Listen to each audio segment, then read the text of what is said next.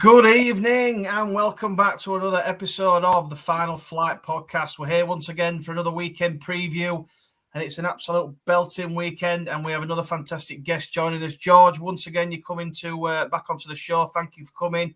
How are you feeling tonight, man? Ready to get stuck into some good racing?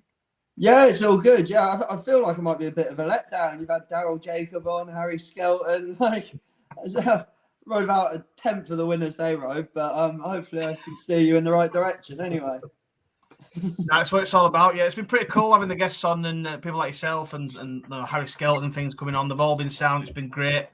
Really good. So we'll hopefully keep some of them going. We've got another guest coming on at the weekend, so looking forward to that. But we'll love having you on, George. You've got some really good insight, and it's fantastic to listen to you sometimes. So thank you again for coming on. Rich, Joe, you boys looking forward to potentially a great weekend. Fingers crossed it all holds up for the weather. What do you think, Joe? You into it, mate? Yeah, 100%, mate. Fingers crossed. Like I say, we want to see the best horses out. Hopefully there's no more storms or, big frost storms coming around. Fingers crossed all racing will be on. We'll get to see the best horses and we'll have a few winners. Yeah, what about you, Rich? Open Constitution Hill runs? Yeah, there's some big names out at the weekend. So, fingers crossed we all get to see them and hopefully all goes well. Yeah, well, as long as he places for your each way bet, you'll be happy, won't you? Right then, so what we'll do is we'll crack straight on. We've obviously got a lot to get through, so we've got the racing on Friday and then a lot on Saturday. So without further ado, lads, we'll get straight into it if that's okay. So we'll kick off with a couple of races at Sandown tomorrow. The 150, the novice hurdle, looks a really tasty race. So I'm going to come to you, George. I'll let you do the honours, being the guest. Have you managed to have a little look through this race and decided who you're going to land on? Yeah, it's a great one to start with, isn't it? It's just all very, very promising novices. Very hard to really split them or anything. I had a feeling looking through this it would be the case when the odds came out. I've gone for the outsider of the lot. I've gone for Josh the Boss. Purely, he's a 4-year-old, but he's probably the most experienced horse in this race. Like, he's the youngest, but he's had four runs in bumpers, 1 win at Kempton on soft ground, 2 from 2 over hurdles. So he won by 19 lengths at Warwick in a maiden hurdle. It hasn't worked out fantastic, but the 3rd Month of Magic's been placed twice, and the 5th Mocha Devasi's been placed since. The next time out, he made all on very testing ground at Aintree. I just think he might be one of the more solid options of these. Like, one of these might well turn out to be a superstar, but when the ground's this bad, I'd love to just go for a horse with a bit of experience. They say you worry that he's a little younger than the others, but he's so experienced that I think he's worth a small bet anyway. It'd be a race that I normally wouldn't have a bet in, but given he's the outsider of the lot, which I thought might be the case, 9-1, he's worth a couple of quid. Yeah, I think, like you say, it's not a race that will be dark that you're going in heavy on. Definitely, man. I'll come to you, Rich. I mean, I'll quickly run through. I'm going to run through the runners. I totally forgot. I'm off my head tonight. But South of the Borders, obviously, in his favourite. Insurrection, Josh the Boss, George's pick, and Personal Ambition, definitely in signs for the Skeletons. I mean, who did you sort of land on? It is a really tight race, a really good race, and I think whoever wins is going to be a good one, I think. Yeah, it's very tricky. I've landed on South of the Border, but I did look at the Insurrection horse, a winner last time out at Exeter, beat Diamondry and beat Asta La Pasta that Harry mentioned, said is a horse that he likes.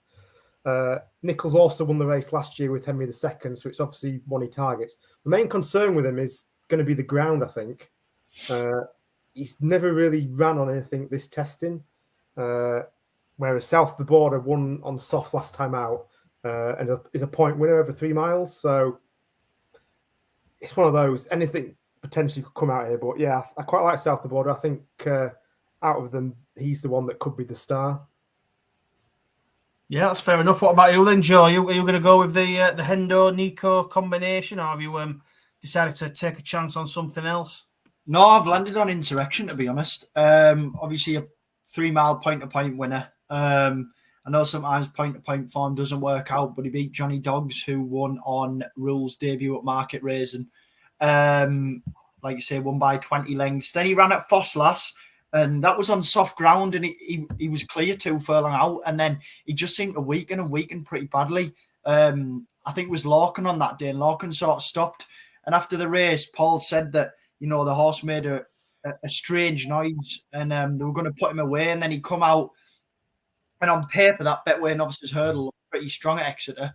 And I mean, turning for home, I thought Diamond Ree's going to come and catch Insurrection. It just never happened for him. Like Rich said there, Asa La Pasta in behind. I know he was very keen, but somewhere, the form's hard to read this early on. But like you say, it's not a race. It's not a race you're going to be piling money into. I know George said that as well. But if you're going to go with someone, you go with who you think's going to win. And to be honest, I think this has a good chance. Nichols and Cobden are in very good form as well. Yeah, I kind of get all your points there. I think there's some really good points in there. I mean, I've kind of decided to go with South of the Border. He's not a backable now. I mean, he's into 5 to 8 in places. 5 to 4 in places now. So he's obviously seen a little bit of money, but yeah, I just think I was impressed by his run again back at Sandown last time out. He beat obviously a horse called Spirits Bay. It looked pretty handy, and a couple of nice horses. I kind of wanted to stay away from the 4-year-olds, even though that Personal Ambition's obviously got that really good form. Beat that Jinko Blue, who beat a horse that I backed the weekend, that Masaccio. That was a bit of a gut wrencher, getting done by a neck. But so that form is pretty good. So I kind of landed on South of the Border. I just think soft ground, galloping track like Sandown, up a bit of a hill. I just think if he comes back to there, I think he's got a good chance. So personally, I'm going to go with South of the Border, but I won't put you off anything really. It's one of them races where you can make a case for everything if you look at it enough times. And I won't be going too mad with your money this early on Friday. What do you think? Yeah, I did look at Personal Ambition. Obviously, won his point to point on heavy, and beat the well-touted Henderson horse Jinko Blue on debut. But he was entered in a race earlier on in the week, like you said, a weaker race than this, and I think they've just put him in here for a bit of experience, to be honest. But I would keep an eye on that horse. Like I say, his point form looks good, and his rules debut form looks pretty good as well. So I think he'll one that's improved. He's the least race out of the lot as well. He needs to improve his jumping though.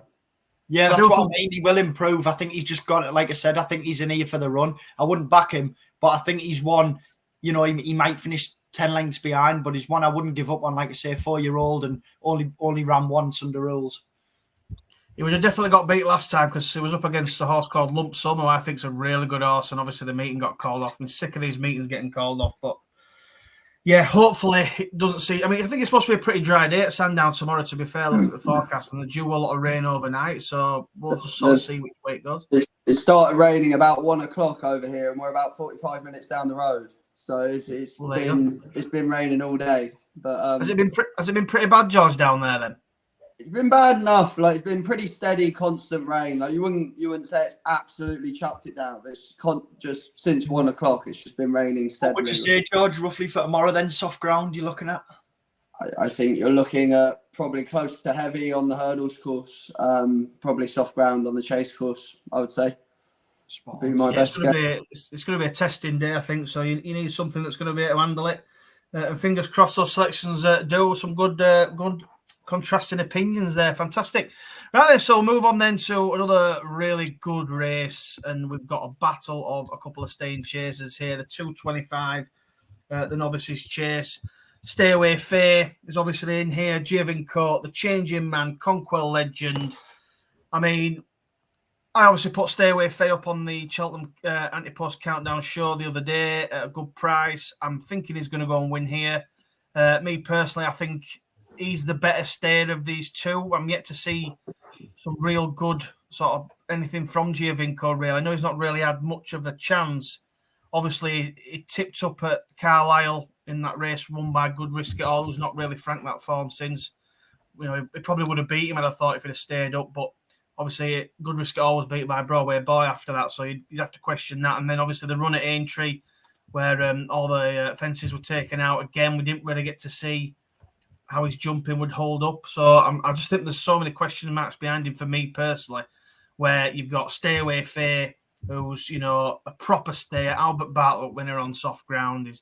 I thought the Exeter run where he beat Grey Dawning, and obviously the Changing Man in here as well. I thought he jumped really well, me personally. I think he didn't really miss a beat all the way around. And then even though he looked a tad outpaced and he got headed by the other two, he come on again and he absolutely winged the last. I thought he come out of the Cobden's hands as if he'd just started the race, I thought, and obviously powered up the hill. And I just think these soft, heavy conditions, a testing ground, I know it's a very strong jumping test as well. You get them fences obviously down the back and things. But I just thought he jumped really well, and I think he'll go and win. He drifted out a little bit, but he's back into 5 to 6 on now, so obviously the money's coming.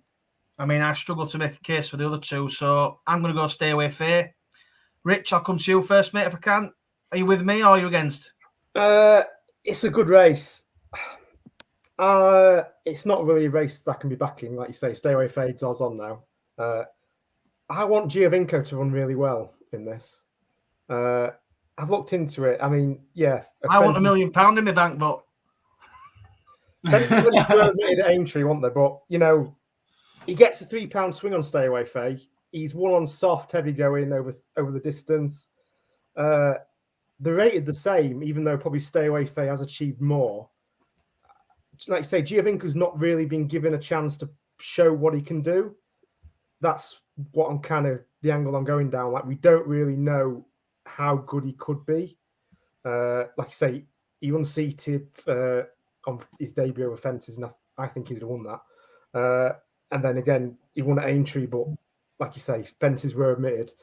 I just think if he stays as well as Stay Away Faye, I just think he'll have potentially more pace to outstay him if that happens. Like you say, he gets the £3 as well, which I think might just tip the scales. But it's a great race, but I just want Giovinco to run well. Go on then, George. Tell him why he's talking rubbish. Well, you've got to start with the Exeter race, really, if you're looking into this, haven't you? Stay Away Faye scraped home. That leap at the last won it, really. Like, Harry Cobden sat there and said, go on, you can just pop here. He thought, I'm beat. I'll just let you pop, make sure you don't end up on the deck. Because he knew that long stride was there. He went, I'm going to let you pop, just make sure you don't end up on the deck. There's another day. And the horse came up out his hands, almost did say, no, we're going for all the marbles, mate. It was genuinely such an honest thing for the horse to do when he could have just popped and finished third. Look, he's outstayed them that day. My problem with Stay Away Faye is that he needs to run off a fast pace and he doesn't look capable of setting it himself.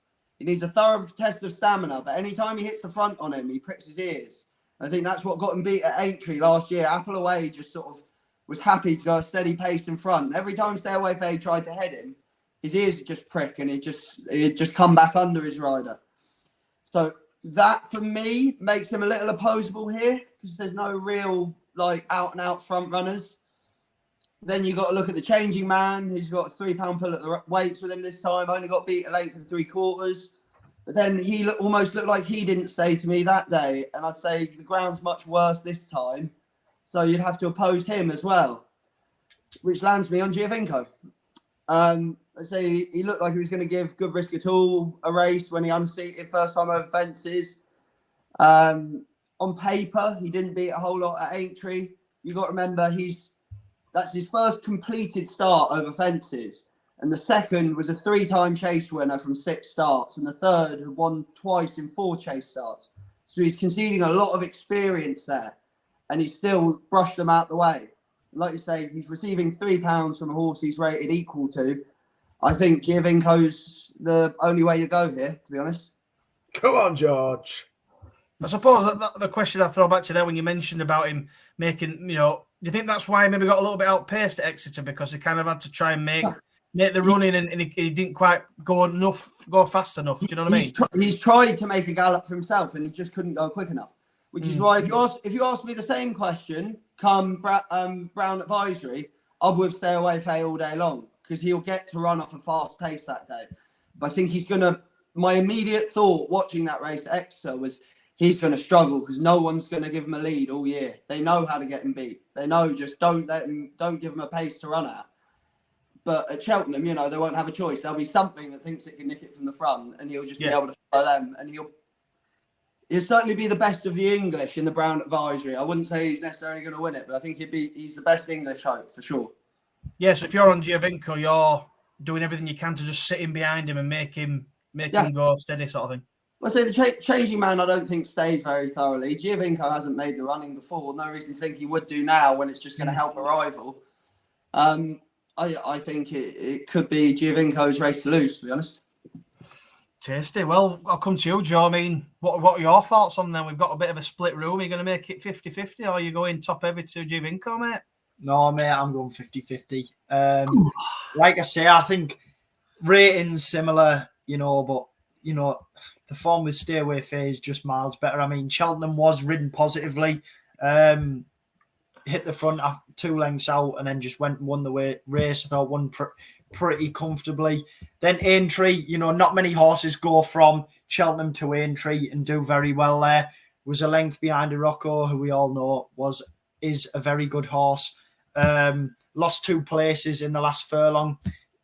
Got tired. I don't know. You don't know how horses come out of Cheltenham and go into Aintree, but they've ran in there.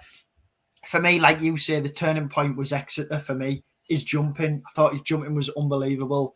Like you say, he's a very honest horse. And the thing that caught my eye when I watched all the interviews and stuff, Nichols said they were pretty worried about him because they hadn't done a lot of work at all. They left a lot of meat on him still. There'll be a lot of improvement there was the first thing Nichols said. And I think if there is any improvement from that Exeter run, I mean, you go through this, Conquell Legend doesn't stand a chance. The changing man on soft, George said there's been rain, soft ground won't stay strongly. And then you've got the top 2. I mean, if Giovinco wins, fair enough, but the form's not there for Giovinco. For me, the percentage play is Stay Away Fair. I know he's short now, but I did manage to back earlier on at even money, so I'm pretty happy with that. I still think Stay Away Fair is the one to beat. Yeah, I think, obviously, if you're a fan of Stay Away Fair, he's not. You won't be backing him tomorrow at odds on, or, a short price. You'll be watching and hoping he goes and wins if you backed him further down the line. But fingers crossed, we get a good race, a good honest race, and they both go at it, and we get sort of a fair winner. The reason why I smirked earlier is John's been in the comments. Good job, Apple isn't running. A Stay Away would get it again. So we've got John, the number 1 Apple Away fan. Is he in the syndicate? Is he? Yeah, he owns part of Apple Away, I believe. So he's obviously back a blind. And we've only seen her once, John, and she's been out the back of the telly. So John, can I just ask one thing? John, we had was it Darrell on when he said he was Jacob, we've had a few jockeys on and they said they were quite happy with Apple Away's run. I wonder what was said after that run at Haydock. Were you pretty happy or did you expect more against Grey Dawning on the first run? I think, like you said, they want her up to 3 mile, don't they? It was a silly place to start her out. Yeah. Conceding experience all round. Like, why you wouldn't start at a proper novice rather than against horses been placed in Irish National and Grey Dawning, who I know he'd only had a couple of runs, but Jesus. I think the horse was just very ready, wasn't it? I'm sure John said that they had her for a different meeting. Yeah, and the meeting didn't go ahead, and then they were just desperate to get a run in her, really. It's one of those where I saw where she was in, and I was like, well, there's no way on earth I could back her. But I understand there are things happen where you sort of have to run these horses, where you're like, well, if we don't run her now, she might have another target in a month's time that she won't be fit for, sort of thing, Yeah, that's it. And sometimes you just got to get the running and see what you go. But hopefully we see her out over 3 mile at some point, and we get to see what she's actually got over fences. But yeah, should be a good race either way. Right then, so we'll move on obviously to the fighting fifth. A little bit of a tasty one. I'll come to you, Joe, first if I can, mate. Constitution Hill has obviously been up and down, all over the place on the exchanges and the markets and things like that. Interesting to see what will actually happen. Love Envoy. You wear it well. Shishkin, Goshen, and Not So Sleepy. Big question is, mate, is he going to run? I don't think so. I know Rich is saying yes there, but I mean, I said it earlier on. I know there's a lot of people saying he still will run, but Mickey said straight away, for any horse, no matter how good the horse is, it does take it out of the horses. And I know everyone's saying it's like a race course gallop, but it is a grade 1. It is a fighting fifth. There's big prize money. Love Envoy just turned away from Honeysuckle. Don't get me wrong, Constitution Hill will will beat these race fit and stuff, and I think he would win if he come here. But would it leave a mark on him for Kempton? I don't know. I think Nicky's pretty wary of that. You know, they'd be kicking themselves, wouldn't they, if that was his only defeat and he tipped up at Kempton? You'd be fuming, really. But no, it's for me, you know, if Constitution Hill goes, fair enough. I'd love to see him. You want to see them. But for me, it's all about the mares in here. You know, you've got Love Envoy, who, you know, I wouldn't say disappointed, but the horse seems to jump left-handed and hang left-handed in the running. Sandown is a right-handed track, so I think that will be pretty interesting. Obviously, I know coming out of Cheltenham sometimes they're not the same, but went over to Ireland. And like I say, I think she picked up an injury at Punchestown, though, FYI. Yeah, but like I say, it did say hung left and jump left, and then I know when getting beat by Honeysuckle seemed to hang left slightly, so it will be interesting. Obviously, you wear it well. Winner of the Mares Novice Hurdle last year. I think Love Envoy, to be fair, will take all the beating if Constitution Hill doesn't run. I don't want to spend too much time on it because it's obvious. If Constitution Hill runs, he wins. And if not, it's probably Love Envoy's race. But I would be interested to see where You Wear It Well runs. And I think Shishkin will finish out the back of the telly, carefully handled. If he even sets off. Go on then, Rich. You were obviously shaking your head then. Do you think he'll run? I don't know if he runs, he wins. But what are your thoughts, mate? I think the owner wants to run. I think Nicky's the one that doesn't. But he won the Tallworth on heavy going back in 2020. That never happened. We're pretending that didn't happen. He couldn't run on heavy ground. It'd be a welfare issue. So we're pretending that never happened. I don't think it's the ground. Like I say, I think it's the mark they'll leave on him for Kempton, I think. Well, it won't leave much of a mark. They're all grade ones. They're all grade ones. So, like, if it did leave a bit of a mark on him at Kempton and he got beat, so what? You got loads of time to get him over it for March. Like, the racehorses, they're there to run. Like, it's an obsession with keeping these horses unbeaten. Like, they're racehorses. They're going to get beat in the end. Did his handling of Shishkin and Altior keep them unbeaten? No, it didn't. Like, they're going to get beaten in the end eventually. Why not just run them and let people enjoy them? 100%. But I mean, you look at race, especially flat racing. You look at racing now. I mean, Ace Impact. We don't talk about flat racing, Joe. No, but you know what I mean. A lot of racing now is breeding, isn't it? Straight away, you know. As soon as they retire, I understand it. I understand it with a stallion. I don't understand it with Constitution Hill at all. No. He's not going off to the breeding shed unless there's a massive advance in medical science in the next 6 months. I just think the owner wants to run, so I just think he'll try and make Nicky run wherever. Especially given they moved it to Sandown basically to get him to run. This race should be at Wetherby. It's an absolute disgrace that they've moved it down here. Like, can you imagine if the Tingle Creek was called off and we moved it? I would say it did the same. Moved it to Newcastle. People would be in absolute uproar, and you're like, well, why is it any different moving a Northern Group Grade 1 down to the south? Like, it's treating Northern racing with utter contempt, and it's just disgraceful. Especially it's going the opposite way around. It's the opposite way around to what these horses entered to run over. Like, when you've got 2 meetings up north the same day, it leaves a bad taste in my mouth. Like, when there's only so many grade 1s up north, and you're going to move another one down Sandown on a day where they've already got 2.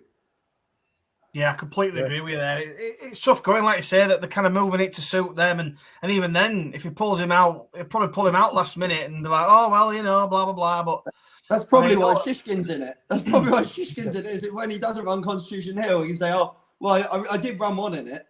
Thanks for moving it down Sandown. Nicky said straight after when it got called off, they went straight to Nicky, and he said straight away that they asked him, would you run Constitution Hill next week if we got it on next week? I mean, this race is built around him, isn't it? So, like you say, Nicky's going to say, well, I ran one. Yeah, when the both won, Shishkin comes out with his supreme form and wins. Imagine they both run and then they both take each other on up front really fast and then both pull up. Imagine Shishkin leads Constitution Hill down to last, refuses and wipes him out. Can you imagine there'd be absolutely scenes? But no, I mean I'm in agreement with you there, George. I mean obviously you get horses where like Teopu, for example, where they're talking about keeping him fresh or whatever, blah blah blah. It's all well and good, but when you've got horses of this level who can run and they're ready to run, they should just run them. I mean, he would be good enough, I would say, to win on Saturday and have a couple of weeks and then probably go win at Kempton, because nothing's going to be up to his level anyway. So it's not like he's going to be, really, really tested in some sort of grueling slog. Even if it's heavy, do you know what I mean? But if anything goes wrong at Kempton, you've got the best part of 3 months to fix it. Do you know what I mean? If he gets beat, you could send him on holiday for 3 weeks and still have him fit for Cheltenham. Like it's not this thing where it's like Kempton's 3 weeks before Cheltenham and you'd be in a real rush to go, oh God, well, we can't even freshen him up now because he's got beat and it's all going wrong. It's ridiculous. You got so much time to get over it. Just let these horses get beat. It's part of racing. The thing we love most about them is when they get beaten, they come back. Like Kato Starr's story was incredible, but it was made twice as good by that last Betfair and that last King George, wasn't it? Yep. Like you say, they've become obsessed with unbeaten. It's like when a horse who's maybe unbeaten and then they do get beaten, it's that's it, done, they're gone, they're no superstar. It's like it don't work like that. It don't work like that. Horses can get beat and still be the best. You know what I mean? But Envoy Len's an 8-time Grade 1 winner, and people have you believe like he's a complete loser because he won like 8 races on the trot and then got beat. It's crazy, isn't it? What a game we've got at the moment. But yeah, I mean, I'm agreeing with you, lads. I think if he runs, he should win, and if he don't run, it does look an interesting race. I do like Love Envoy for the Mares Hurdle. I put her up on the Cheltenham show. If you can't go watch that, I do think she's come on a bundle. She has won a couple of times at Sandown, so if it's soft heavy at Sandown, I think she'll handle it. It's whether she's fit would be the question mark. But of the rest, I'll probably have it between the two mares, so we'll see what happens. And we'll carry on with Nicky Bingo, or Nico, what do they call him? I call him Nicky. Yeah, Nicky Henderson. I got Nicky and Endo mixed up there. Nico and Endo, I got mixed up there. I called him Ninko. George, you think Goshen could run some sort of race if Constitution? I'm going to move on now. You're talking. No, that's it. I actually haven't put one up yet. Sorry, go on, George. We got caught there, but who are you thinking then, George? Go for it. Is it Goshen? If I told you, this is a very specific test of a racehorse. This right-handed, 2 miles, heavy ground. If I told you there's a horse in the race that's 5 from 7 going right-handed on soft and heavy ground, including 2 out of 2 on heavy ground right-handed, and then 5 from 5 on soft or heavy ground going right-handed at below 2 mile 4, you'd be pretty interested by that horse, wouldn't you? I certainly would. I mean, at a big price as well, potentially. Who is it? He just happens to be the 40-1 Goshen. Come on. And it's only those 2 defeats over on heavy ground, on soft or heavy ground going right-handed, were both on soft ground. And there was Nappers Hill and the Select Hurdle over 2.5. And in the Long Walk at Kempton, splitting Champ and Paisley Park, 2 of the best stayers around. These are his ideal conditions. Like this is exactly what he's there for. He's got cheek pieces on. He's obviously there to run for his life, and this is going to be a slog. Like, you wear it well. Goshen, not so sleepy. We've all made the running before. Even Constitution Hill's made the running before. Love Envoy's made the running before. This is going to be a real test, and there's only one horse I want on my side when the mud starts flying around Sandown. I'm not saying he's going to win. I wouldn't back him. Thing is, if Constitution Hill comes out and you've backed him to finish exactly second, and he goes and wins, you're in trouble. Similarly, if you back him without the favourite and Constitution Hill comes out, you've got a different favourite. So I'd play it backing him each way. And then there's a big rule for if Constitution Hill comes out, but you're still getting the 2 places. I just think he's the 4th highest rated horse in the race behind Constitution Hill, Shishkin, and Love Envoy. Love Envoy, it's a seasonal reappearance, and I think she has won first time out before. Was it? I think I've got it here somewhere. No, I haven't. But she has won first time out a couple of times before. But this is a different ball game altogether. Grade 1. She won a handicap at Sandown. First time out. Different kettle of fish, isn't it? She's 3 from 3 round Sandown, and she's 6 from 7 on ground that's soft or worse. But I think just the fact a lack of a run might catch her out here. Shishkin's going to do what Shishkin's going to do. We don't know if Constitution Hill's going to turn up. That leaves Goshen, the highest rated horse in the race. Tell you what, that'll be some sight to see Goshen taking it up on the snaff. Can I just see one thing? Hill being ridden. Shishkin You know, George mentioned horses like NVLN and stuff, and, horses getting beaten. I'm not saying NVLN is one, but people write horses off and come back and it makes a story even better. Imagine how good the story would be if Goshen won the fight in 5th. Especially if he beats Constitution Hill. Imagine. But this is what I say. This is the point I make all the time about Goshen. This is exactly what you're saying, how people are so quick to write horses off. The narrative is that he's a lunatic and he never runs the same race twice or whatever. And I've just said to you, on soft or heavy ground, going right-handed, below 2 mile 4, he's 5 from 5. That sounds like a pretty straightforward horse to me. Like he obviously, what he does when you don't give him his conditions is pretty crazy. But when he has things right, he does the business. George is oozing confidence. I like it. I think this is a very strong selection, if you ask me. He had a big old blow the last day, which is what I would say. And it was on ground that was too quick for him anyway. But he had a good old blow and he looks in cracking form. If he's ever going to run a big race in a race like this, it's got to be, we'll just pray for more rain. I'm just up on Friday and it's heavy, bottomless in places. And Goshen goes and dots up. Yes, let's have it. 40-1, love it. Brilliant. So that's the fight in 5th then. Goshen 40-1, GSI, nap of the weekend, love it. I'll just flick this quick comment on here from John. He's mentioned a couple of things here. An next race, we'll know where she's at. She's won all the 3 months. And then she's put a question to you here, George. He's put a question to you. It definitely felt like a schooling run. She was race fit for weeks and weeks. Please ask George, can a horse be affected if ready to race but doesn't race when primed? She had 2 races cancelled. It entirely depends on what you do with them at home. So if you're sort of upping them, getting them ready for the race, like, again, some trainers will change their feed and things like that right in the run into a race, that would affect them. But if you were just working the whole time, if you're giving them a particularly hard piece of work, like a week before you think they're going to run and then they don't run, I imagine that can leave a mark. It would be like having probably those, say if she's missed 2 races there, those 3 hard bits of work would be like half a race impact between them. So if you keep priming them like that, then if you were just keeping her ticking over in between, not really fully accepting if she was going to race or not, just keeping her fresh. Yeah.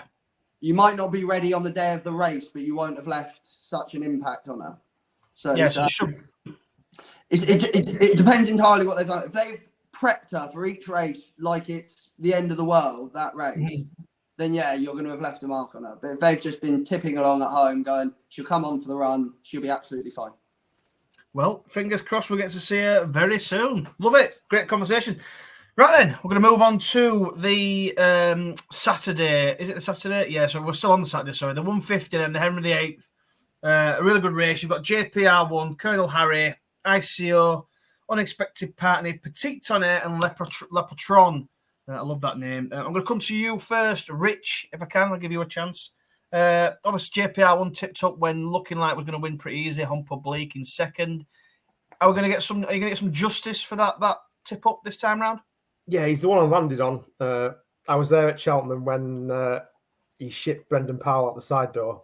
But apart from that, he was jumping well. He'd have won very easily, to be fair. I think he jumped the last pretty well as well, to be fair. There seems to be a bit of an issue. He didn't really fall. He stumbled, and that's when Brendan went. But yeah, I think the compensation probably is going to happen here. I mean, he beat, is it ICO for Nichols?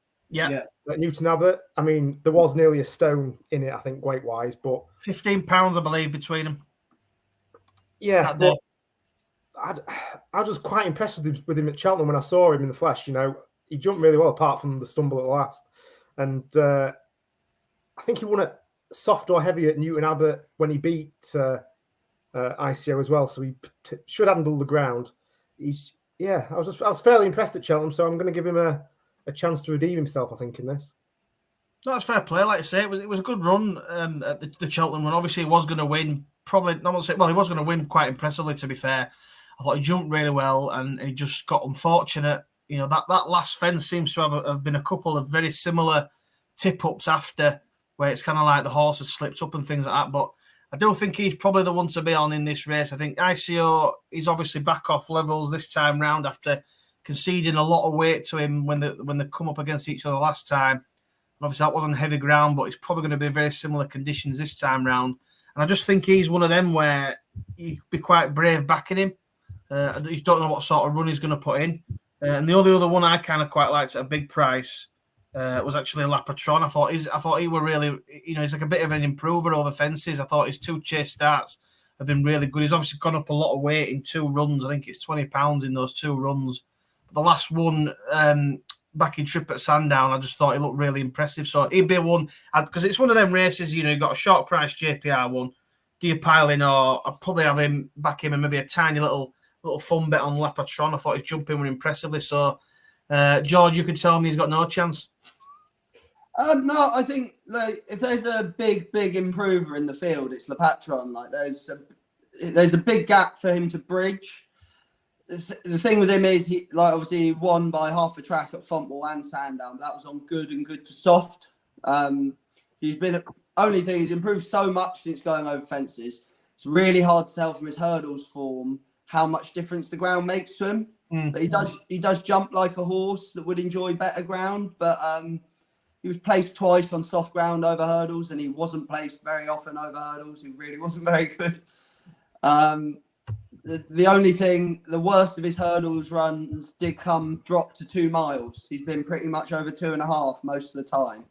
But I wonder if he handles the softer ground, the mix of softer ground and going back to 2 miles, it's a difficult, it's not a science, but 2 mile on soft compared to 2.4 on good to soft or good, it might sort of balance itself out. I think the fact that there's obviously him and JPR1 like to go forward as well does mean it'll be a bit of a test. So, Who was that you were on about first? Sorry, George, I missed that. We're talking about Le Patron. Le Patron, yeah. Yeah, I don't know how I'm going to back him, but I'm going to find a way to back him. I might back him to finish second, or I might again. How many are there in there?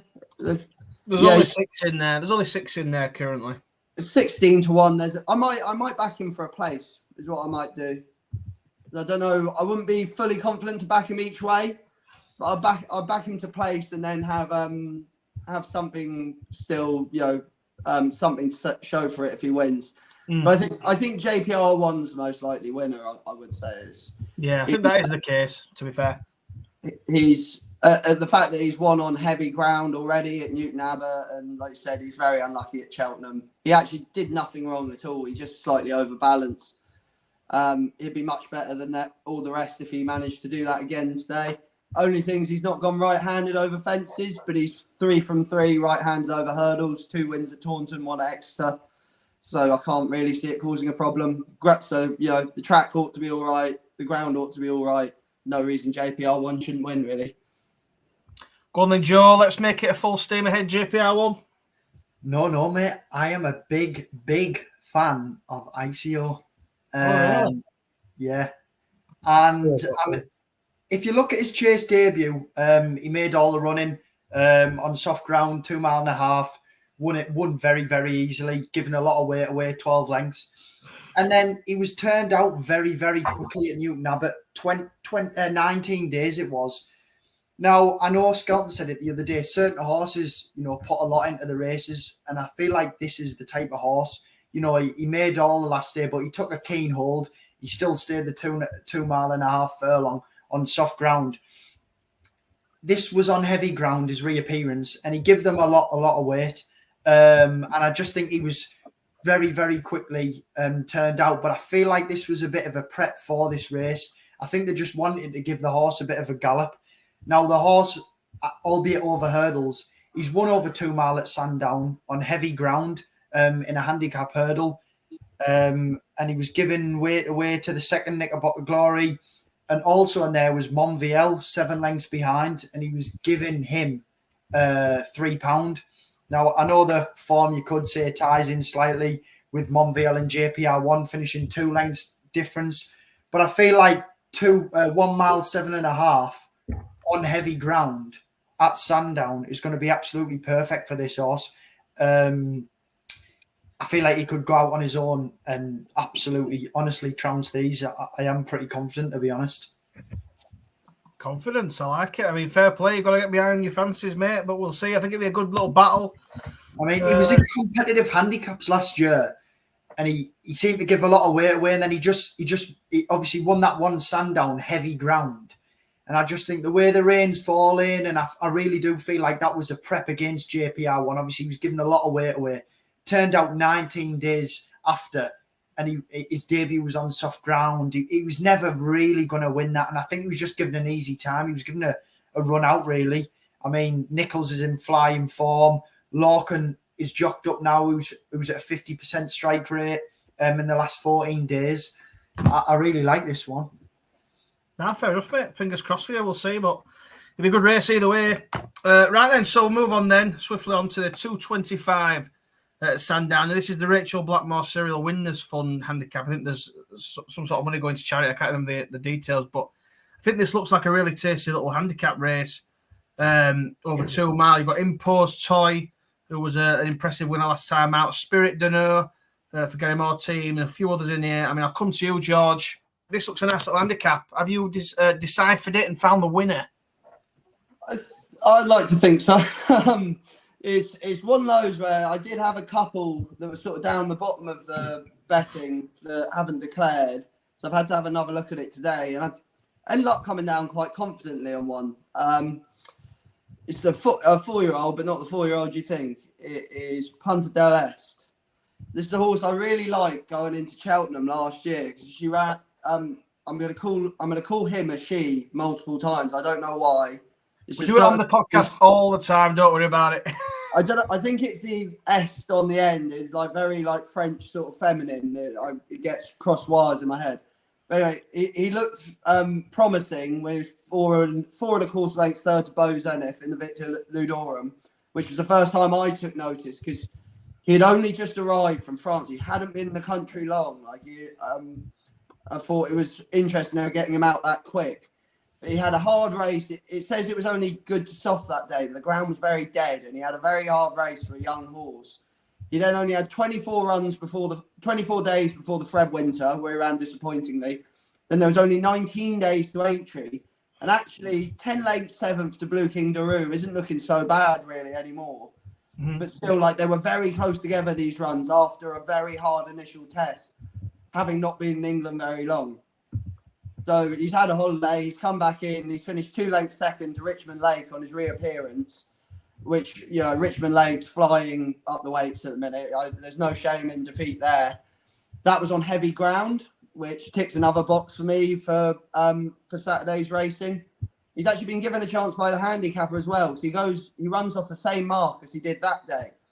And he ends up with a racing weight of 10 stone 2. He's not out the handicap, he is on bottom weight, 10 stone 2. Tristan Durrell takes off another £5, taking it to 911. And all on top of that, considering how good that run was first time out, we've been told all of Skelton's horses are needing the run. So potentially there's further improvement to come. It was 7-1 last time I checked. There's still a bit of 7s around now. I'm actually quite confident. Yeah, I mean, I'm gonna follow you because you've literally hit the nail on the head with the horse that I'd fell on. I won at a bigger price, but this one is the one I'm really, really focusing on. Like you said, I was actually there that day at Wetherby to see him that day against Richmond Lane, and I tell you what, right, it was mega testing ground that day. There were horses finishing out the back, strung out. It was very testing, very cold and wet, and I thought it was a really good run. Like you say there, behind Richmond Lake, who's flying up the weights. There's no harm in that. I think Richmond Lake's rated in the 140s now. So like you say, he's off a very low weight here. The claimer takes the 5 off, and he'll be all over these heavy conditions. And like you say, we had Skelton on the show the other day, and he was saying about how they just haven't been firing first time out and things like that. They've just needed a little bit of an extra run, and I think that will have put this horse bang right for this. And I just think if he's going to win a handicap, this is probably the one to win. Like you say, that Tristan takes the weight off. I think he's got a great chance, and he'd be my strong selection in this as well. And the only other one I quite like was at a biggish price was that I might have a little each way on was Red Rookie. I quite like Tim in here. He's sort of drops back over hurdles off a little bit of a low mark off 133. Now he'll take a lot to beat punter Del Este, but I just think at a big price he could run into a place. You know, he's been decent on soft, heavy ground. He loves the conditions. Back over 2 mile, back over hurdles. He could have a little squeak. He won a novice hurdle years ago at Sandown, so he's been around Sandown before. I just thought he might have a little each way play, but my main stronger selection is definitely the same as you there, George. Punta del Este for the Skeltons. I think it's got a right chance. 7-1 GSI. Rich, who's your pick, mate? Make it 3 from 3. Come on. I mean, you have kind of persuaded me, to be honest with you. I'll go with that one. But there's a horse in here that I do like, and it's the favourite, Impoised Toy, is it? Shock. I need a banner. I need a It's every favourite for that. I need a thing that pops up that says alert, alert, favourite backed again. I mean, I was there at Cheltenham when he absolutely hosed up. You know, his mark at Cheltenham that time was ridiculous. He was always going to win that. He's gone up £10, but I do rate the horse. I think he could potentially be challenging the graded races at the back end of the season. My only question mark is the ground. That's the only worry that I've got, but it's a horse that I do like, and if he doesn't win, I think yours will win. So ours will win then. Sound. So what about you then, Joe? What do you think, mate? To be honest, mate, I've got 2 written down here. One is Punta del Este, but what I'm not going to go over that because you've said everything. One I was sort of interested in, and I'm going to try and pronounce this, and I'm going to make a hash of this, is Buxy des Epires, come from France. Now, is apparently £3 wrong in the weights, but obviously come from France, showed fair form there, fell, but second either side of that, went off favourite on his last start and then come over to England. And he just, I don't know, there was something about his debut over here. I mean, he wandered round massively, but he just seemed to do enough. And I feel like if he's come on from that, it's his handicap debut. He's got prime conditions. Venetia Williams is absolutely flying at the minute. Ned Fox has taken £5 off. It's not a horse I'd be backing, but it is one I'd be keeping an eye on. Obviously, coming over from France, handicap debut. Once the stamina test, by all accounts, we'll get it. You know, George said it's absolutely tanking down in Sandown. No, but one I sort of do like and did catch the eye, like I say, a handicap debut coming over from France. Yeah, fair play, mate. You never know. Like you say, it's a good little race. I was saying as well. Go on, George. I was going to say as well, Buxy de Epierre, I think. He's actually not going to be out of the weights because he's got a £5 claimer on. So he should have been essentially, you know, if it wasn't the bottom of the handicap, he'd be off 9 stone 13, but he'll be carrying 9 stone 11 because of his claimer. So I wouldn't worry too much about that. Yeah, no, like I say, I just think he'll come on massively from that run. Obviously, he was given a race. I know it's a quick turnaround, but it is one that I would sort of keep an eye on. It could be absolutely anything. Like he might be, if there's one in there that, well, Imposed Etoile and Buxy des Epierre are the 2 that maybe could be very, graded horses running off like marks in the 120s and 130s. If there is one, it's them. Yeah. It is pretty strange that they've turned, I mean, to be fair, same as Punta del Este, they've turned them out, 18 days and 21 days. They've turned them out pretty quickly. Buxy des Epierre could be, just thrown in here completely on weights and just think, As I said, before the handicapper changed his mind, I'd say. Yeah. And then there's me who was like, Imposed Toy. I love the pronunciations there. The miles better than what I say, but yeah. Punta de Este. We get it up there. Right then, so we'll move swiftly on to one. We probably won't spend too much on this, but the Tingle Creeks, obviously, it's another tasty little race. John Bon, short price favourite, Edward Stone, Boot Hill, Haddix Deso Bo is back in here. Nuba Negra. Only one place to start. I'm hoping you mentioned the winner here. George, come on, mate. The winner is? I think it's just John Bon. This race has been absolutely ruined by Captain Guinness not turning up. I fancy Captain Guinness to absolutely stuff John Bon here. Because I think if he's ever vulnerable, it's this race. Yeah. But if Edward Stone shows up, maybe he'll give him a race. But he's in at Huntingdon, which looks unlikely to be on, obviously. But I think he will go to Huntingdon if it is on. He won't want to take him on here. But look, John Bond was the most impressive I've ever. He's the most I've ever been impressed with him last time out, but he really put him to the sword a long way out. I wonder if he could have just had too hard a race first time. And he's relatively untested on soft ground. I don't know if you remember when he ran in the Rossington Main novice hurdle at Haydock. It was like probably the worst ground he's ran on. And he come off the bridle about 3 out that day. It was the most like mortal he ever looked in novice hurdles. I just wonder on this ground, off the back of a really big effort last time out, he might be vulnerable. But Captain Guinness would have been the horse to beat him for me. Maybe Edward Stone can do it, but I think he's even less suited by that ground than John Bond. I know the horse you wanted me to say, and the horse I will be playing on in a way. I think I'll probably back him again. It sounds like just like broken record, like playing these horses each way or to finish second. But Alex de Zobo will love conditions. This is exactly what he'll love. Take my money. Double with Goshen, I think, is what we're. Well, exactly. Well, I've put up money Lepatra on Haddock's de Zobo and Goshen so far. What a treble that is! But I will say, like, things are turning around at Gary's at the moment. They were all running real bad for a while. Like, only the horses you thought were going to absolutely bolt up were just maybe squeaking in or finishing second, and everything else was running like dirt. I just have, where is it? Our last few runners here. So go back to 30th November with Celtic Ned at Lingfield. We've had second, third, first, seventh, third, first, second, fifth, including a second today that went very close. We've got runners to form ratio of 52% now. We're coming back into form, and these horses that have maybe run a bit of a stinker first time out might be worth looking at. But Haddocks will love this ground. I was against him first time out because I just don't like free going front runners first time out. It's just it's too much. And exactly what happened to Editeur de Gite last time we made the running with him first time out happened to Haddock's de Zobo. Just got tired and took a silly fall.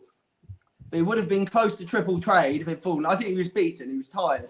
It'd have been close to triple trade. Who's obviously had a handicap win at Cheltenham since and another handicap win afterwards. Oh no, he got beaten afterwards. And not long till May, probably would have been a little behind him, I would have said. Subsequent Paddy Power second. If he comes on for that run at all, which he should do, and the yards coming into form, I think he'd definitely be capable of running into a place. I don't think, unless something really, really drastic happens with John Bond, I don't think he'll beat him. But he'll get a lot closer than I think people expect. So I think that would be. I wouldn't back John Bond, like he's a ridiculous price. I'd play Haddock's de Zobo and try and play him to finish second, play him each way, sort of mix of the two. Yeah, I mean, I was saying. I mean, we'll often joke, but John Bond should probably win this. He's not a backable price, so if you're going to have a bet on the race, a bit of fun, I'd be all over Haddock's de Zobo. I think he bounces out in front, he gets John Bond off it early. A couple of errors from John Bond before you know it, he kicks on and off he goes. Like you say, I love the conditions, but fingers crossed. I mean, John Bond does, all seriousness, John Bond, if he's got any aspirations of a champion chase, he should still win this, shouldn't he, Joe? Yeah, 100%, mate, he should. I mean, I was taken by John Bond, but I still don't think he went up that Cheltenham Hill at great speed. I think his tactical speed beat that one off the bend. He had Edward Stone in behind and Nube Negra, who are older now, don't want that soft ground at all. I mean, we mentioned Editeur de Gite there. Like I say, I was keen on Captain Guinness. I know he had a poor record coming over, but I think John Bond was there for the taking for Captain Guinness, although I know he probably stayed in Ireland now to try and compete there. But looking through, I mean, John Bond should beat these, but he's not one I'd be backing. Captain Guinness you're just be watching. I'll go on, George. I was just saying, Captain Guinness would have won this. It's a real shame. Yeah, I think he's going to go for some easy grade one over in Ireland, isn't he? I think so. But this could have been an easy grade one for. Like you say, his trips over here haven't been great, but didn't he ran to 165? Did he in the last time he was over here? I want to say. Yeah, I don't have it in front of me because they weren't bad. I've just got it on my notes here, but he was 0 from 5 from trips over here, winning wise. A lot second though. A lot of seconds. Oh yeah, a lot of seconds, and he was probably just touched off by good English horses who were probably primed for the run. He's a lot of English horses now who are prepped for picking up and for me, ICO is prepped for picking up Christmas grade ones. That's their target, and then they'll skip Cheltenham. They might go to Aintree or something. So yeah, like I say, I would have been in your camp as well, George. I've got down here John Bond should take the beating, but I would favour Captain Guinness. Disappointing, but yeah. So you're backing Captain Guinness to beat El Fabiolo in the Champion Chase, then, Joe? Pardon? You're going to back Captain Guinness in the Champion Chase? No, mate. Why's that? You think he beats John Bomb? If it was heavy, I almost would back him in a Champion Chase.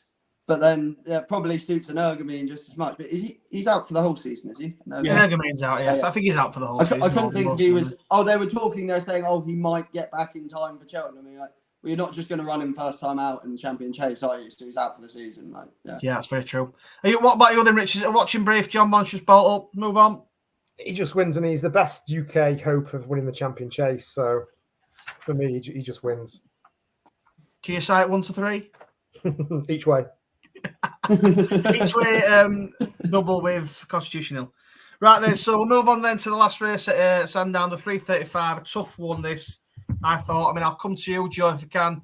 See what your thoughts are on this race. The 335, you've got Beauport in his favourite, Fontaine Cologne, Central, certainly Red, and a couple of others. What are your thoughts, mate? I thought it was a tough race to look at this, to be honest.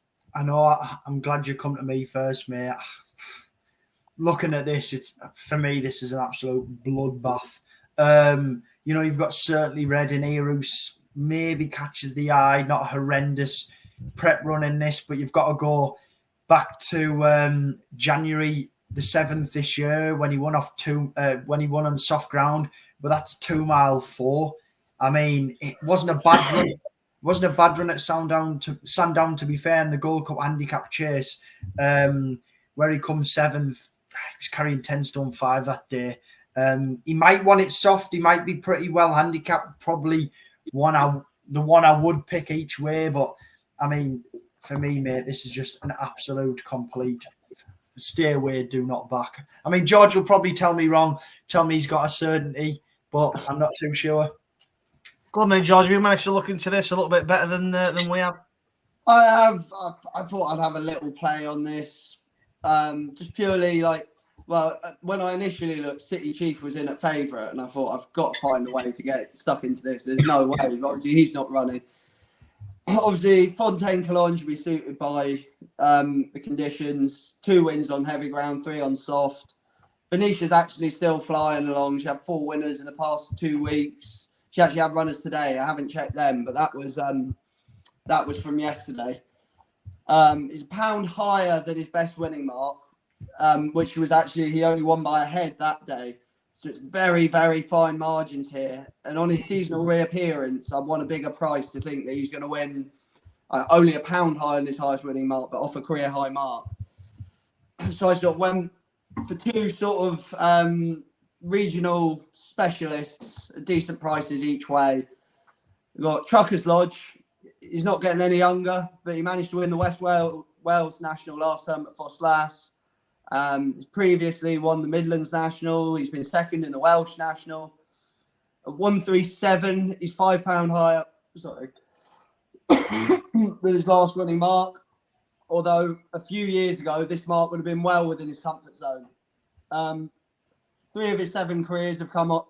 3 of his 7 career victories have come on soft or heavy ground, including the 2 most recent ones.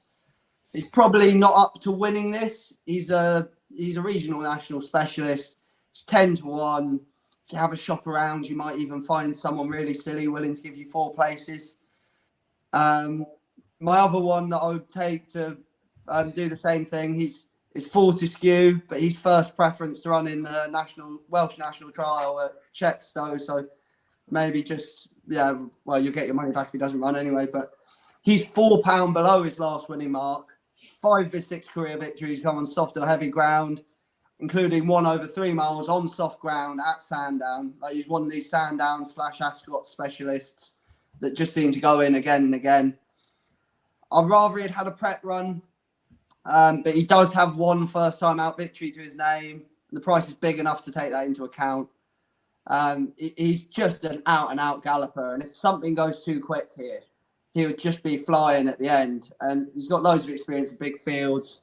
I think between those two, you ought to be able to get one of them in the 3 anyway. Yeah, I think that's fair enough. I mean, I'll come to you, Rich. I mean, I'll be honest. I spent a lot of time in the other races, but I really struggled with this one. I thought Broken Halo for Nichols. He's off a long break, but I'd be interested in him going forward if they maybe I get a couple of runs into him, get his mark down a little bit. But other than that, I kind of struggled with this. What about you, mate? Are we moving on? Yeah, no strong opinion. I did look at Trucker's Lodge, brought down at Cheltenham last time out. I think he runs off 137, but the jockey takes off 5, I think. He has been rated 150 back in December 21. He's won on soft, he's won on heavy, he's won 4 miles plus. He's probably one I'd maybe throw a dart at, but it's nothing big. No, fair enough. Right, well, we'll move on then we'll go to Aintree now. Then we'll do the 3 races at Aintree, and then we might not bother with the Huntington race because it's not likely to be on, is it? And we don't really know who's running. But the 130 then at Aintree on Saturday, the handicap chase, 2 mile 4, another nice little race. This Brave Sinker is currently in at favourite. Heltenham for the Skeltons, Richmond Lakes in here, Warlord, some nice horses. And I'll come back around then to you, Rich. What are your thoughts on this race? Or are we just GSI on a certain horse? I've gone for Helterman in this. So I saw his race at Wetherby. I think you were there. It was horrendous, the conditions. I was there, yeah. Absolutely appalling. But it's over the same distance here. He's probably going to get his same conditions again. He has gone up because I think he had a claim run last time out. I think Carrie Skelton's on board. I think he comes to Aintree rather than go to Sandown. I just think he's the one that's got probably most ability in this, I'd say, after watching him last time out. So I think a lot of conditions, and he's one I'm going to play, I think. Yeah, I mean, I'll jump in. I'm the same as you. I mean, I was obviously there at Wetherby for Heltenham's run. He looked like a really progressive chaser, I thought, last season. He won 3 from 6 runs. He's obviously had this spin over hurdles at Wetherby. And to be honest, if you go back and watch the race, I think it was 5 out. He made an unbelievably, really, really bad error. Pretty much nearly chucked the jockey off. He did really well to stay on, to be honest. Probably sprawled his legs out, and it took him back quite a lot. And even then, he seemed to manage to recover. And the testing conditions and the way he's finished, beating him quite a long way easily. I just thought it was impressive for a first run out, and I just think he'll come on for the run. The trip and ground are fine. He's going back over fences. He gets weight from most of these, and I think, like you say, it's that saying, isn't it? Skelton's will be coming on for the run. Skelton jumps back on, so I'm hoping that's the recipe for a successful revert back to chasing. So I think that's 2 for Heltenham. Really like him. What about you then, Joe? And then we'll finish on George for this one. I'm going to make it into a 3. To be fair, all my notes have been said. But one thing I'm very, very disappointed about, which you haven't mentioned, the horse who was in second to Chase a Dream was turned over by Making Headway by 3/4 of a length on debut. So I know horses improve, I know they regress and whatnot, but that form isn't looking too bad here. Like you say, absolutely hammered. I think it was the 4th last, was it, or 3rd last or something? But yeah, won very, very easy. Like you say, Tristan Durrell was on. It was more of a steering job. That comes here, won on soft ground, shouldn't have a problem. One I would give a mention to, but I won't back, is obviously Richmond Lake. You were there on his day at Wetherby when he beat Puntalest, and that was over 2 mile. He's back up to 2 mile 4, where he ended last season, where he looked very, very progressive. I think, obviously, he won on heavy going on his reappearance. I think he'll come on from that. Obviously, 7-year-old. I mean, he's carrying a lot of weight. He's got to give a lot of weight away to Heltenham. But, yeah, one I would give a mention to. And if the money comes, because I know they are sort of a yard that, favourites normally do win for them, I will keep an eye on the market. Yeah, they both got pretty similar profiles, chasing last season, spin over hurdles at Wetherby, and they're both going back over fences. I think what tips it for me between them is the weight concession. He's giving Heltenham £8, so it's going to be interesting if he keeps improving. Richmond Lake, fair enough, he's gone up a lot in the weights, I just thought Skelton. I'd rather chance to Skelton. And what about yourself then, George? Who are you on, mate? Well, I presume if Richmond Lake goes and wins this, we go and double down on Punta del Este, do we? Correct. He's Yeah, got we'll be doubling the stakes on Punta del Este, 100%. I haven't got the strongest view on this, but Warlord's a horse I really like. The times I've seen him run on really, really bad ground, he's been fantastic. I think he managed to win in proper bad ground at Lingfield in a novice's chase, which took some doing, beating Favois by 3 1/4 lengths. Il Ridotto was third, and a horse of ours called Richardish was fourth, but we won't talk about him. It was actually a very good run in the Haldon Gold Cup for a horse that likes heavy ground. He's run on good to soft over 2 mile 1. He's only been beaten 3 3/4 lengths behind Solo and Elixir de Nuts. Not bad at all. He's actually off 144. His last winning mark was 146. That first run at Exeter was his first run since a wind-up. And you'd have to say, on the basis of that, running that well on ground that lively, that it must have worked. A return to his favourite sort of ground now and a proper slog, might just find he's actually got a few pound in hand. So it's a marginal thing, but I probably would have a couple of quid on Warlord.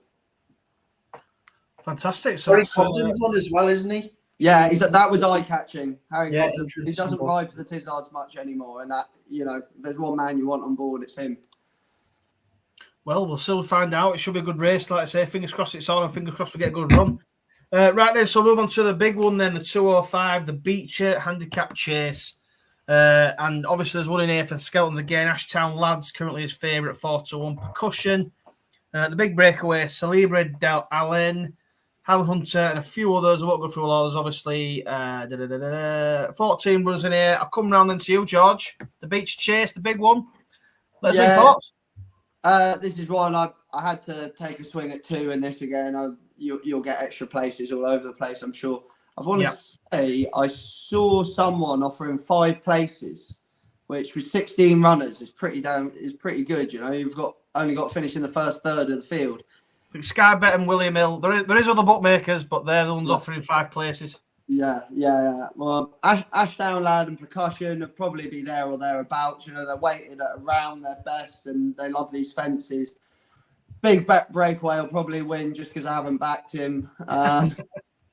Highland Hunter again would similarly have a chance. Chambard, but Cocoa Beach should be similar. They're all horses I think are weighted close to their best, if not at their best.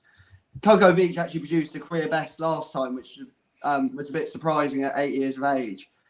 But I've landed on 2 little each way shouts. Start with Under Supervision, who's £2 higher than his best winning mark of 132. But he carries bottom weight here. Last seen finishing reasonably well to be third in an amateur chase at Cheltenham. I thought it wasn't that he got a bad ride. He sort of just got caught in a pocket and got a bit out of his ground at a crucial part of the race, just past halfway. He's up £2 for that, and he doesn't win very often. He's 2 from 17, but both of those wins came on soft ground at this trip. And he's only a 7-year-old. I think he's the youngest horse in the race, so he could be open to a little more improvement. I'll take a chance on him. He's 11-1 now. He's 14-1 when I look through this. I still think there's a bit of juice in that with extra places each way. And then a bit of a swing for the fences is Sidi Ishmael. So he creeps in at the bottom of the weights here, thanks to Cocoa Beach, has kept them so high. He was beaten 3 1/4 lengths by Truckers Lodge in the West Wales National, off this mark of 134. The fact he underwent wind surgery straight afterwards seems like connections think that actually there's more to come from him, which, at his sort of stage of his career, you would think a second in a West Wales National you'd take, and they've actually gone, no, there's more. He obviously made a noise that day, and they went, actually, we can get a bit more out of this horse. His wins have come on a range of grounds, stamina's assured. He's got benefit of a comeback run at Haydock, and I'll take the chance the wind-up's worked, and we'll see a return to, or maybe even an improvement on the form he showed last season. And he's currently 18-1. Tasty, a couple of nice tasty prices there. I mean, like I say, I think it's definitely a race to have one or two pokes at it. I mean, I'll come to you, Joe. I mean, I wonder who you're going for. Let us know. I've only got one poke, mate, and I don't think you'll need each way prices for it. It's Ashtown Lad. Obviously, won this last You've year. been on the phone to Harry, haven't you? Apparently, I might have done. No, Ashtown Lad carrying 10 stone 6, won the race off 11 stone 5, I believe, last year, beating Jescale, giving a pound away. Obviously, that form's worked out very well. He seems to have been campaigned. I know he said it live on our show last week, Harry. This week on Monday, that the pull-ups don't bother him at all. It was more of just give him a run, give him an easy time, give him a gallop. So I'm pretty happy with that. I mean, for me, he wins. It looks a complete handicap job by Skelton, and we know how good they are. There's one horse who's running this weekend who's drifted like a barge. I think he opened up at 10s. He's now 33s. That horse is Langer Dan. We all know his date. You know, the Coral Cup. it's going to be right at the end. Just a quick one I'd like to mention to George. He mentioned the big breakaway. This could be a Harry Cobden, Tizard, very quick double, Warlord, and the big breakaway. Harry Cobden's on board. Yeah, I know. He's one of those horses that I always try and get really clever with him, and I'll back him on certain days, and I always seem to catch him on the wrong day. So he's got buckets of talent, but he just seems to, lose a race or mess a race. His win seems to go in and out, and you get the odd time he'll jump absolutely shocking. I don't know if it's related to his wind or what, but the only thing with me is, he was beaten 22 lengths last time, fell in the National, which, can happen to anyone, pulled up the time before that. His last wind-up was over 2 years ago. I just wonder if it's going to be starting to wear off, especially, I know he's not an old horse, he's only 8, but it could be starting to wear off now. A second one would actually work, the fact he's only had one, but I wonder if they'll wait and see how he runs this time before maybe giving him another wind-up. Yeah. Fantastic. Then go then, Rich. What are yours? And then I'll do mine, and we'll finish with the last race, and then we'll do our new nap / Yeah, Ashtown Lad for me. Joe pretty mentioned it. Harry told that the pull-ups didn't really worry him. Carries 10 stone 6. I think that's quite ideal. It's a sort of race that I kind of like to pick horses that like the fences at Aintree. Harry said some horses just don't take to him, and obviously he won the same race last year, beating Jescale, who's then gone on to win the Grand Sefton. So, yeah, I'll give him a chase. Give him a chance. So, Skeleton's gone to Aintree rather than Sandown. So, I think this is the one he wants to win on. Yeah, I mean, he's definitely a worthy favourite. I think he's got a good chance, and I probably will stick a little bit on him. The only other one that I maybe had a little look at, because when you're trying to find a bit of an each way to have a play out, was I actually thought I'd have a little go on the 11-year-old Shamba. I know you scooted over him there, George, but I thought, he's sort of 16-1. It's an each way bet to nothing. I thought his reappearance was decent at Cheltenham. He was staying on, strongly showed that they still got a little bit of love for the game. Gets to the extra furl on here. Obviously, it's one of them, like you say, they kind of need to take to the fences. So fingers crossed he does so. He's got Lucy Turner claiming £5 off him, so he's off a pretty low weight, 10 stone 1. So he travels well. If he can go on. Would she have ridden over the fences before? I'm not sure she would have done. Who, Lucy? Yeah, unless she rode in the Fox Hunters or something. Maybe I don't know. I don't know the answer to the question. I just think it's something to consider. If listeners want to look it up for themselves, I just thought I'd put it out there. No, that's fair enough. To be fair, I didn't actually think about that. Would she have the experience of going over, and maybe her and the horse, going to go first time? So we'll see what happens. But I just thought, I'm talking a couple of quid if I'm going to have an each way, but I think I'm probably with the lads after the Ashtown Lad, Rich. The way that Harry was talking about Ashtown Lad, I think it would be fools not to follow him in and see what happens. If he gets beat, he gets beat. Fair enough, but it's a good race, like I say, beats Chase. It's good to see the national fences out. Fingers crossed they all get round safe and sound and we have a good race. Right there, so we'll finish on the last race then, lads, and then we'll do our next last segment to finish us off. But the 3:15, the handicap hurdle at Aintree, another nice race, some nice horses in here. I'm going to come to you, Joe, and then we'll do Rich, and then we'll finish with George on this last race to finish us off. Who's the winner, Joe? Fingers crossed you've got him. I like Basher's Reflection. Oh, I should have gone first. Go on. First run out was at Wincanton and was sort of given an easy time, held up out the back, went third. You know, if you watch the race back, he was basically ridden dead last and given a nice gallop. And then the next day, he won it very easily. He battered Molly's Ollie's Wishes. Where at? Wetherby. I am banking on that day at Wetherby's going to throw out some very, very nice winners, lads. I was there. They were all impressive. They like the testing conditions. There's 3 winners from that card. Carry on. I know he was getting a lot of weight that day, but I just think the horse took a very big step forward, obviously heavy going. And I just feel like he's getting weight off a lot of the horses at the top of the market. I've just looked through there, and you've got to go down to the 12-1 Laggy Shark before you get to it. I mean, there's 5 horses in around, and he's getting weight off all them. I just think he took a big step forward, and I was quite impressed the way he beat Molly's Ollie's Wishes on the testing ground. And I just think 2 mile 4 soft ground, carrying 10 stone 12. You know, you've got to stay the trip. You've got to go on the ground. I feel like he does both. He's carrying a low weight. I think the horse will be very, very close. One horse I will give a mention to, and if it is the right one, Benson's in here. Yeah. The horse that was tipped up by the Racing Post to beat Constitution Hill before the Fighting Fifth was cancelled in Newcastle. Seen a bit of money, gone from 14-1 into 8-1 now. If takes a step forward from his first run, which he's got to, he might stand a chance. First run was over chase obstacles, now over hurdles. You know, if he gets the money, he's been entered in the Fighting Fifth, and now he ends up here at Aintree in a handicap hurdle. You've sort of got to take note if the money's coming. Yeah, I mean, you know, fair play on that one. I mean, I'm with you on Bash's reflection. I thought I was really impressed with the run at Wetherby. Come on, James. I mean, obviously, I'm doing the Wetherby card treble. It's probably the way to go. But on Hiltonham and Punta d'Este and Bash's reflection, I just thought the way that he beat a decent-ish field there. You know, he had horses rated 131, 125, 127 in behind him, and he did beat them. Really easy. I know it was 4 3/4 lengths, but I mean, it was basically a bridal job. I mean, I thought it canted all over him all the way through, and he just seems to be a very big improver. He's obviously gone up in the weights. He's £7 higher off 121 here, but he gets £16 off Sonagino. I couldn't have Sonagino myself.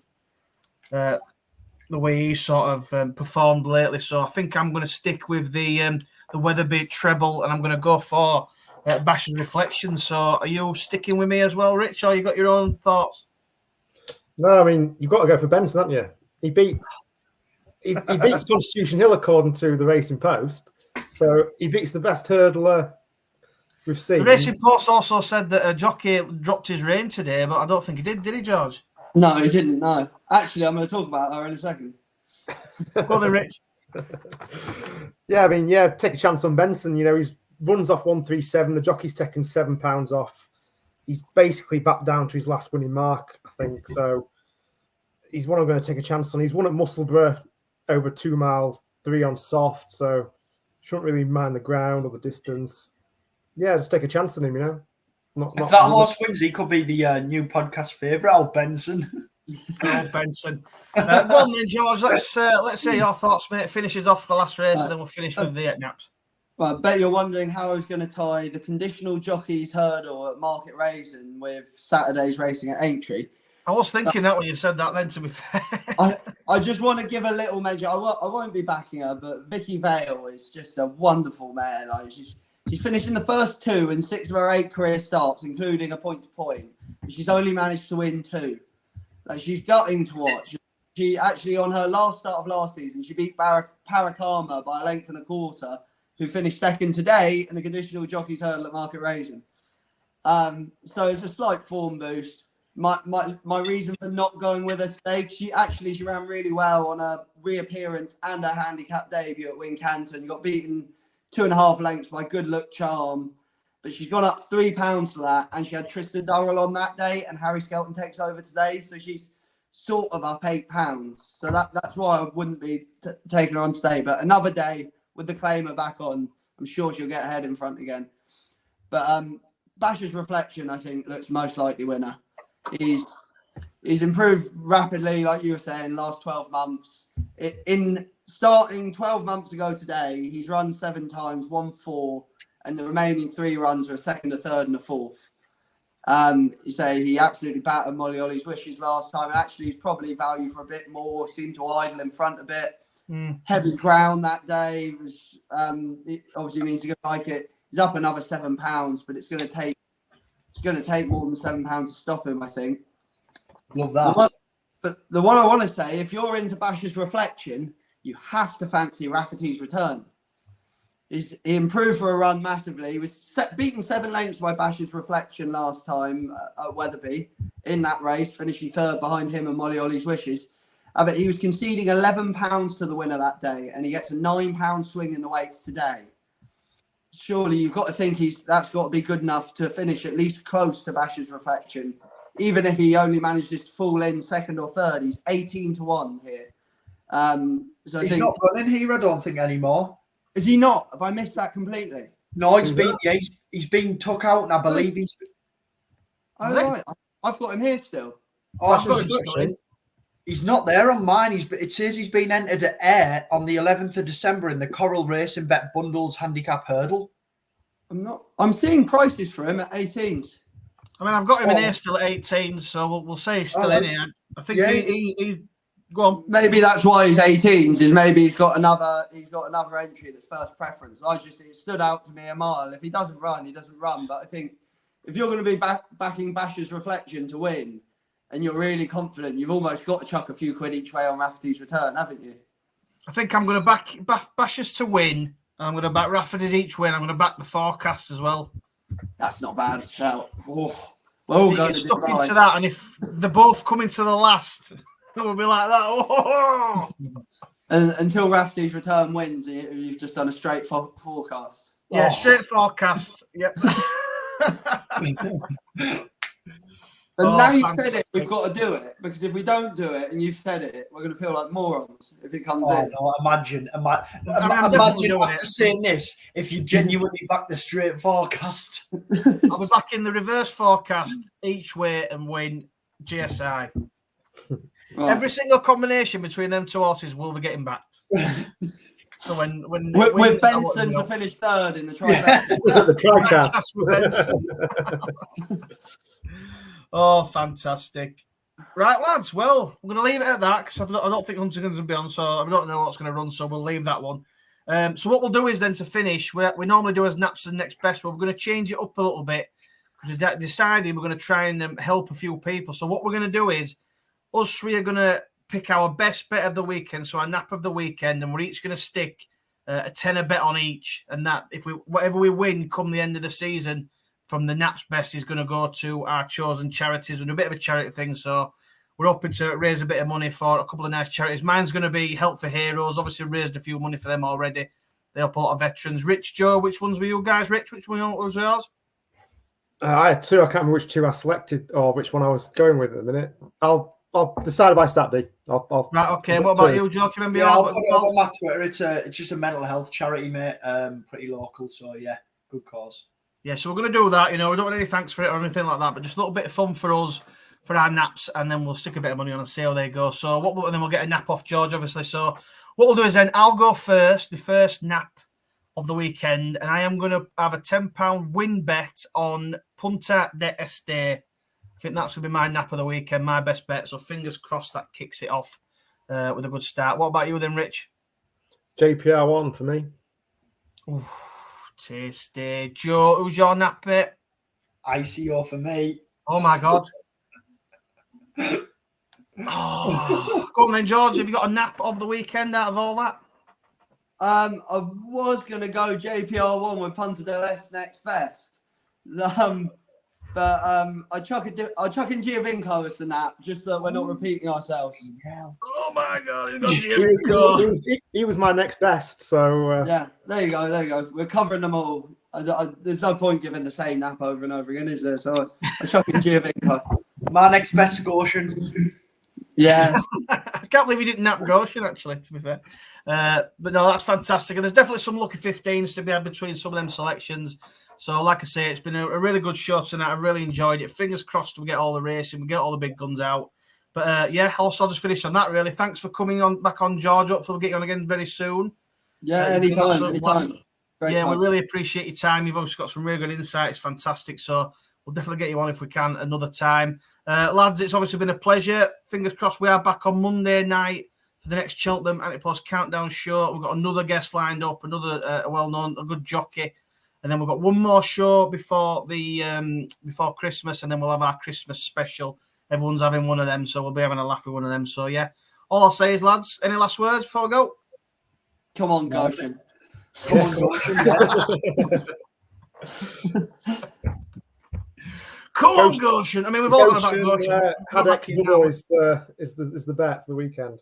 Goshen, Haddocks, the Patron, maybe Spirit Danu. They all just win. So they get him all lucky 15 or lucky 31, what it's called. So you got any last words, Joe, before we go? Have you finished your tea? Took me an hour and 10 minutes, but it's demolished.